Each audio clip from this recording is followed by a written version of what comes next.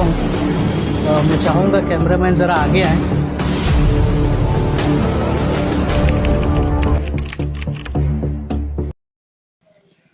तो इस समय हम खड़े हैं एशिया की सबसे बड़ी गुफा के पास। मेरे पीछे आप देखेंगे यही रास्ता है, यहाँ से महज थोड़ी ही दूर अंदर है जो एशिया की सबसे बड़ी गुफा है, कि महज रायपुर से लगभग 150 किलोमीटर की दूरी पर ही है। और डोंगरगढ़ से अगर आप आएंगे तो लगभग 25-30 किलोमीटर या 50 किलोमीटर के आसपास का डिस्टेंस आपको तय करना पड़ेगा इस गुफा तक पहुंचने के लिए। भारत के जो गोंड समाज के लोग हैं उनके लिए बहुत पवित्र जगह है, और यहाँ वे इस जगह में उनकी बड़ी श्रद्धा है। ऐसी मान्यता है कि गोंडों के 33 कोटि देवी देवताओं को जो है काली माता ने इसी स्थान पर जो है जन्म दिया था, और इसीलिए जो है यहाँ काली माता का मंदिर भी है, बड़ा प्रसिद्ध है। और ये गुफा यहाँ की जो है इतनी बड़ी है कि लगभग 5 से 7 हजार लोग इसके मेन हॉल में आ सकते हैं। और भी बहुत सारी चीजें हैं, तो हम अंदर चल के आपको दिखाएंगे और साथ साथ बताएंगे। तो कचारगढ़ जब आप आएंगे तो गुफा तो हमारे इस साइड है, लेकिन सबसे पहले आपको जो है यहाँ काली माता का मंदिर पड़ेगा, वही काली माता जिसका जिक्र हमने थोड़ी देर पहले किया था। तो यहाँ मंदिर में अंकल जी बैठे, इनसे आइए जानते हैं मंदिर के बारे में, यहाँ का क्या इतिहास रहा है, क्या मान्यता है। लिंगो बाबा का जन्म यही हुआ था? यही है, लिंगो है, गंगो है, काली कंकाली है, मारिया है, हीरा सुका है। जो बच्चों अंदर में थे उनको निकाला वो भी है। पूरा इतिहास यहाँ का है।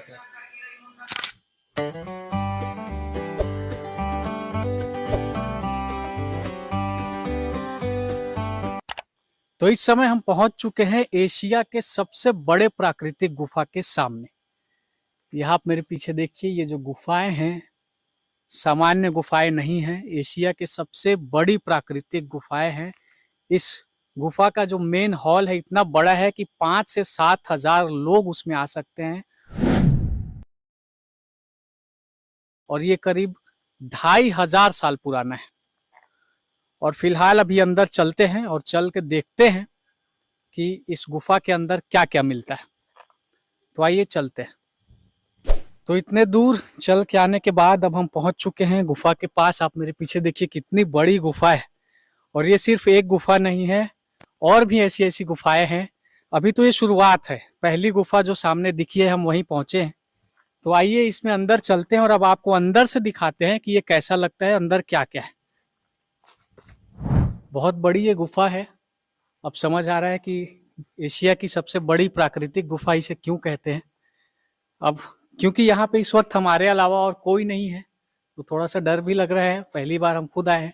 लेकिन आइए अंदर चलते हैं और कैमरे के साथ चलते हैं और आपको भी दिखाते हैं कि इसमें क्या क्या है। तो इस गुफा में ये एक पत्थर है जहाँ पूजा की गई है।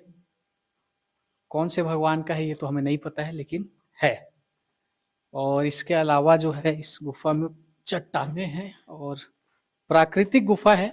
मैं आपको बता दूं कि इसे एशिया की सबसे बड़ी गुफा नहीं कहा जाता है, बल्कि इसे एशिया की सबसे बड़ी प्राकृतिक गुफा कहा जाता है, क्योंकि ये खुद ब खुद निर्मित हुई है, प्राकृतिक है, इंसानों ने इसे नहीं बनाया है। तो यहाँ पे कुछ लोग टूरिस्ट हमें घूमते हुए मिल गए हैं। कहाँ से आए अभी आप लोग? हम वर्धा से। महाराष्ट्र में ही पड़ता है? महाराष्ट्र। यहाँ पहली बार आए? हाँ, पहली बार। कैसा एक्सपीरियंस रहा आपका यहाँ पे? बढ़िया लगा घूमने का। ये मैंने टूरिस्ट के लिए एक नंबर जगह है। हालांकि गुफा ये प्राकृतिक है, लेकिन आपको मैं एक चीज दिखाता हूँ। मैं चाहूंगा कैमरामैन जरा आगे आए। आप यहाँ से जब इस पे चढ़ेंगे इस छोटी सी जगह पे, तो प्राकृतिक गुफा में एक प्राकृतिक बैल्कनी आपको देखने को मिलेगी, जहाँ से पूरा नज़ारा जैसे हम अपनी छत की बैल्कनी से देखते हैं, बहुत ही सुंदर खूबसूरत सा जो नज़ारा है इस बैल्कनी से आपको दिखाई देगा। तो इस समय हम लोग गुफा के पास ऊपर चढ़ चुके हैं। हम लोग थक काफ़ी चुके हैं क्योंकि बहुत ऊंचाई पे है। आपको मैं दिखा दूं इस साइड, मैं चाहूँगा ज़रा कैमरा घुमा के दिखाइए। बहुत खूबसूरत नज़ारा है, लेकिन नीचे देखिए कितनी ऊंचाई पर ये गुफा है, और काफ़ी ज़्यादा थकान महसूस करते हुए लेकिन फाइनली हम यहाँ ऊपर पहुँचे हैं। और ये मेरे पीछे आप देखिए ये गुफा है। अब ये गुफा कितनी बड़ी है, अंदर क्या क्या है, आइए दिखाते हैं। ऐसा कहा जाता है कि 5 से 7 हजार लोग इस मेन हॉल में आ जाएंगे। इतनी बड़ी गुफा है और लगभग 2500 साल पुरानी गुफा है। एशिया की सबसे बड़ी प्राकृतिक गुफा। तो आइए इस ऐतिहासिक गुफा का जो है अंदर से नज़ारा हम आपको दिखाते हैं। तो कचारगढ़ की जितनी गुफाएं हैं उनमें से सबसे बड़ी गुफा ये है इस वक्त जहां हम आए हुए हैं। कि लिटरली इसमें ये जो गुफा का हॉल है, हजारों की संख्या में लोग यहाँ आके एक साथ खड़े हो सकते हैं, कर सकते हैं। इस गुफा में अगर आप देखेंगे तो ऊपर बहुत सारे कंप्यूटर हैं और उस साइड ऊपर मैं चाहूँगा कैमरा मैन जरा घुमा के दिखाएं मधुमक्खी के छत्ते। क्योंकि ये प्राकृतिक गुफा है तो हजारों सालों से, लगभग 2500 साल पुरानी ये गुफा है और 2500 सालों से जो है यहाँ पर अलग अलग पक्षी और जो है मधुमक्खी इत्यादि के जो है यहाँ छत्ते हैं और उनका घर है। इसके साथ ही गुफा अंदर तक फैली हुई है, ऊपर भी जा सकते हैं। तो इस समय हम नीचे हैं, तो आइए अब ऊपर चल के देखेंगे कि ऊपर क्या क्या चीज़ें हैं।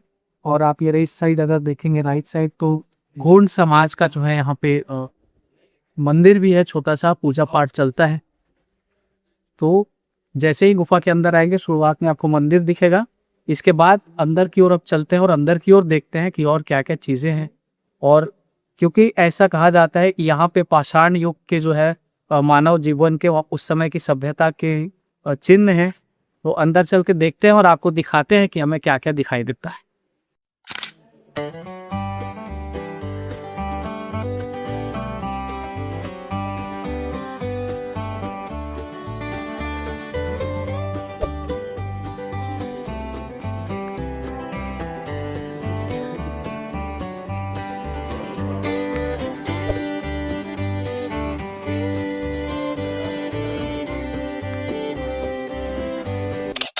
तो ये इस समय हम गुफा के ऊपर चढ़ के और अब उतर रहे हैं अंदर की ओर।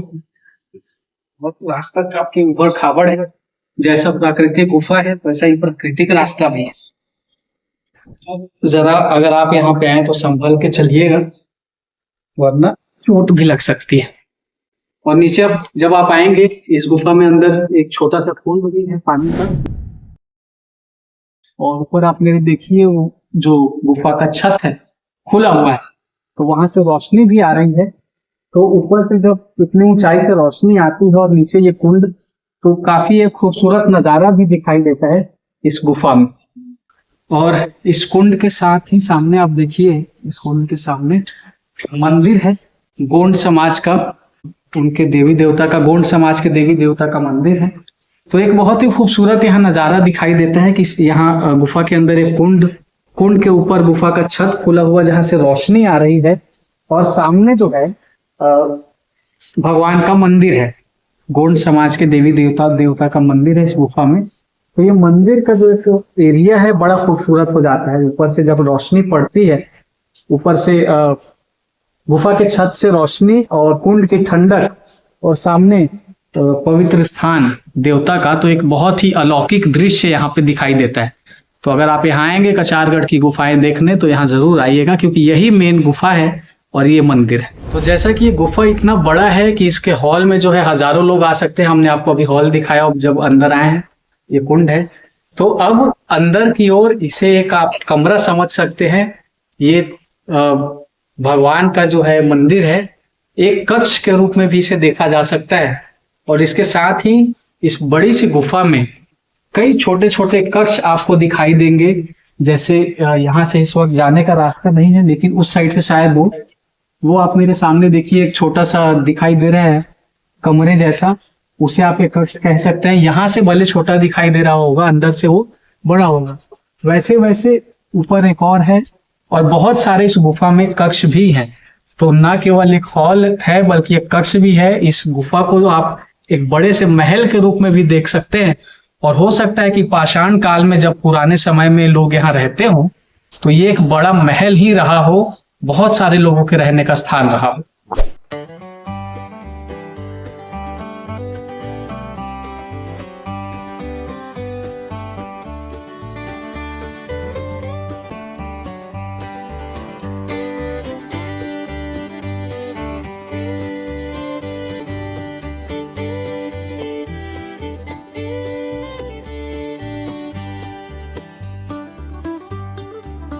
तो इस समय इस कचारगढ़ की गुफा में कुछ लोग यहाँ पे हमको मिल गए, घूमते हुए पर्यटक हैं। कहाँ से आए हो आप लोग? रायपुर से आए हैं। अभी आप सब एक साथ आए हो? हाँ, सब एक साथ। तो ये भाई लोग जो है, ये लोग भी रायपुर से ही आए हैं, अमलेडी से। हम भी रायपुर से हैं। पहली बार आए हो आप लोग? हाँ, पहली बार। कैसा लग रहा है ये गुफा? बहुत अच्छा लग रहा है। अभी घूम लिए पूरा कि हाँ, बाकी है? घूम ले, बस नहीं बचे अभी तो घूमने।